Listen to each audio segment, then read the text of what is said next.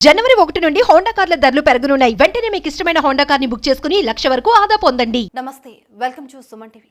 వ్యూహం సినిమాతో తెలుగు రాష్ట్రాలను షేక్ చేస్తున్న టాలీవుడ్ దర్శకుడు రామ్ గోపాల్ వర్మకు మరో ఎదురు దెబ్బ తగిలింది. వ్యూహం సినిమా విడుదలకు తెలంగాణ హైకోర్టు బ్రేక్ వేసింది. చిత్రంలో అభ్యంతకర సన్నివేశాలు ఉన్నాయన్న కోర్టు సెన్సార్ బోర్డు సర్టిఫికేట్ను నిలుపుదల చేస్తూ తీర్పునిచ్చింది.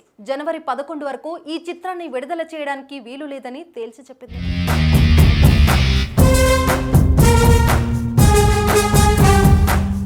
ఏపీ పొలిటికల్ బ్యాక్ డ్రాప్ తో ఆర్జీవీ సినిమా తెరకెక్కించిన సంగతి తెలిసిందే. మొదటి పార్ట్ ను వ్యూహం పేరుతో ప్రజల ముందుకు తీసుకువస్తున్నారు.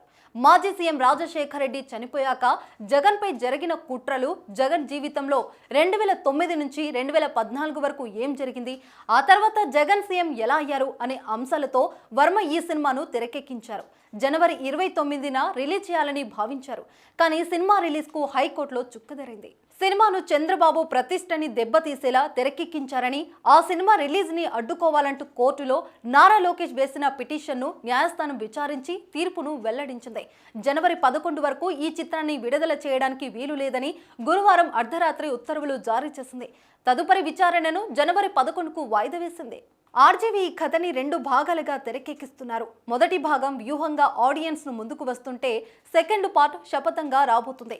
శపథం సినిమాని ఫిబ్రవరిలో రిలీజ్ చేస్తామంటూ మేకర్స్ ప్రకటించారు. ఈ సినిమా మొదలైనప్పుడు నుంచే వివాదాలు తలెత్తాయి.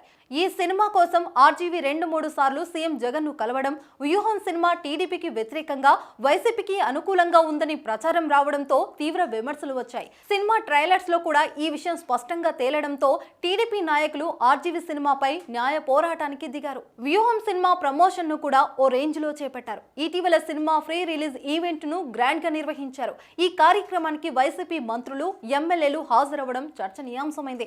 మరోవైపు వ్యూహం సినిమాలో సోనియా గాంధీ, రోషయ్య పాత్రలు ఉండడంతో కాంగ్రెస్ నేతలు కూడా సినిమా రిలీజ్ విషయంలో అభ్యంతరం వ్యక్తం చేశారు.